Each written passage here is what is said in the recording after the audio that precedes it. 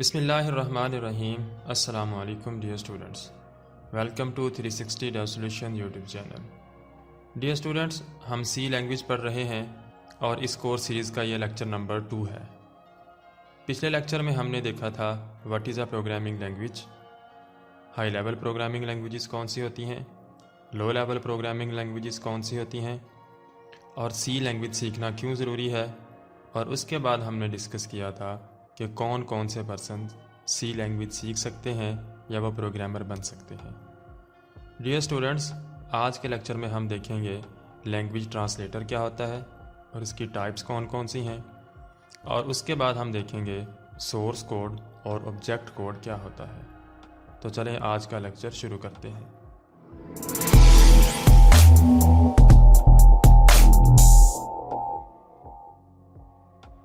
پچھلے لیکچر میں ہم نے دیکھا تھا ہائی لیول اور لو لیول پروگرامنگ لینگویجز کو، اور ہم نے تھوڑا سا ڈسکس بھی کیا تھا کہ low level programming languages computer کے قریب ترین ہیں اور ہائی لیول پروگرامنگ لینگویجز انسان کے قریب ترین ہیں۔ تو جو کمپیوٹر کی زبان ہے وہ ہے بائنری زبان، جس کو ہم نے کہا تھا مشین لینگویج۔ مشین لینگویج انسان کے لیے سمجھنا بہت مشکل ہے، اس لیے انسان نے متعارف کروائیں ہائی لیول پروگرامنگ لینگویجز، جیسا کہ سی پلس پلس یا جاوا وغیرہ۔ تو جب ہم نے کمپیوٹر سے کوئی بھی کام لینا ہوتا ہے تو ہم ہدایات دیتے ہیں کمپیوٹر کی زبان میں، یعنی وہ ہدایات جو ہم کمپیوٹر کو دیتے ہیں وہ ہم دے رہے ہیں ہائی لیول پروگرامنگ لینگویجز کے اندر۔ تو کمپیوٹر تو صرف سمجھتا ہے 0 اور 1 کو، یعنی بائنری زبان کو، تو پھر ہم کمپیوٹر کو ہائی لیول پروگرامنگ لینگویجز کس طرح سے سمجھاتے ہیں، کس طرح سے کمپیوٹر کو بتاتے ہیں کہ یہ والا کام یا کوئی ایک اسپیسیفک ٹاسک کس طرح سے کمپیوٹر مکمل کرے۔ تو اس کے لیے ہم استعمال کرتے ہیں ایک سافٹ ویئر جس کو ہم کہتے ہیں لینگویج ٹرانسلیٹر۔ اس کی مثال آپ اپنی ریئل ورلڈ سے بھی لے سکتے ہیں کہ 2 پرسن اگر آپس میں بات چیت کرنا چاہتے ہیں، اگر تو ان کی لینگویج کامن ہے تو وہ بہت ہی آسانی سے بات چیت کر لیں گے، لیکن اگر ان کی زبان کامن نہیں تو وہ بات چیت نہیں کر سکتے۔ اس لیے ان کو درمیان میں ایک ٹرانسلیٹر بٹھانا ہوگا جو کہ دونوں کی بات ٹرانسلیٹ کر کے ایک دوسرے کو بتائے گا۔ بالکل اسی طرح کمپیوٹر سمجھتا ہے صرف بائنری زبان کو، یعنی 0 اور 1 کو۔ ہمارے لیے آسان ہے ہائی لیول پروگرامنگ لینگویجز، تو جب ہم اپنی انسٹرکشن، اپنی ہدایات ہائی لیول پروگرامنگ لینگویجز کے اندر لکھتے ہیں تو اس کے لیے پھر ہم لینگویج ٹرانسلیٹر استعمال کرتے ہیں جو کہ ہماری لکھی ہوئی ہائی لیول پروگرامنگ انسٹرکشنز کو کنورٹ کر کے 0-1 کے اندر کمپیوٹر کو دیتا ہے تاکہ کمپیوٹر اس کو ایگزیکیوٹ کر سکے۔ اس کے بعد ہم آتے ہیں ٹائپس آف لینگویج ٹرانسلیٹر۔ پہلا ہمارے پاس ہے کمپائلر۔ جب ہم کوئی بھی انسٹرکشن یا ہدایات لکھتے ہیں تو کمپائلر کی یہ خوبی ہے کہ جتنا پروگرام آپ نے لکھا ہوتا ہے، یعنی اگر آپ نے 100 لائنز کا کوڈ لکھا ہے یا 150 لائنوں کا کوڈ لکھا ہے تو ان سب لائنز کو اکٹھا ہی کمپائل کرے گا۔ اگر ان 150 لائنوں کے اندر کوئی بھی ایرر ہوا تو کمپائلر اس کو ٹرانسلیٹ نہیں کرے گا، یعنی کمپائلر کی یہ خوبی ہے کہ وہ پورے پروگرام کو اکٹھا ٹرانسلیٹ کرتا ہے، لیکن کب کرے گا ٹرانسلیٹ؟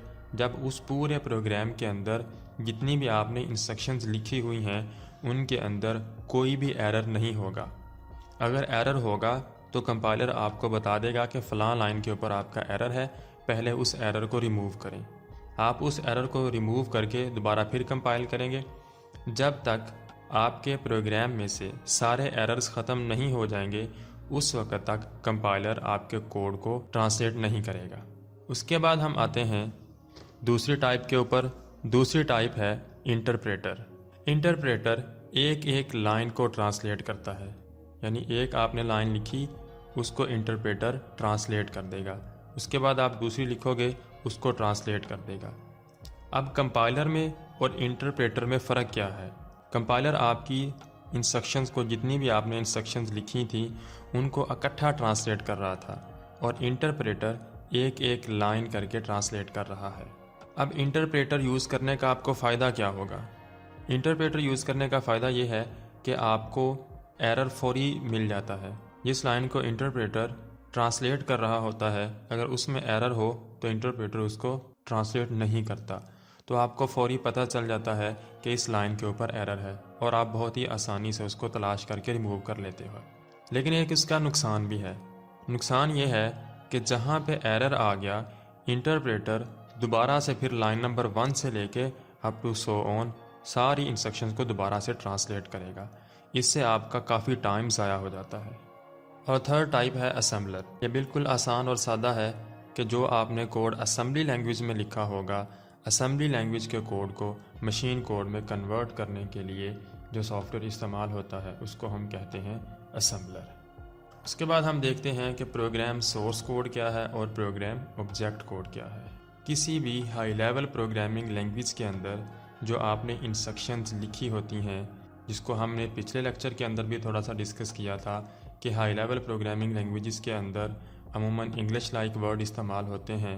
جو انسٹرکشن آپ نے کسی بھی ہائی لیول پروگرامنگ لینگویجز کے رولز کو فالو کرتے ہوئے لکھی ہیں، ان کو ہم کہتے ہیں سورس کوڈ۔ اور جب ٹرانسلیٹر ان سورس کوڈ کو کنورٹ کر دیتا ہے 01 کے اندر یعنی مشین کوڈ کے اندر، تو اس کو ہم کہتے ہیں آبجیکٹ کوڈ۔ امید کرتا ہوں کہ آج کا لیکچر آپ کو سمجھ آ چکا ہوگا۔ اگر کسی بھی اسٹوڈنٹ کو کوئی پرابلم ہو تو آپ کمنٹ سیکشن میں مجھے ضرور بتائیں تاکہ میں آپ کو گائیڈ کر سکوں۔ اللہ حافظ۔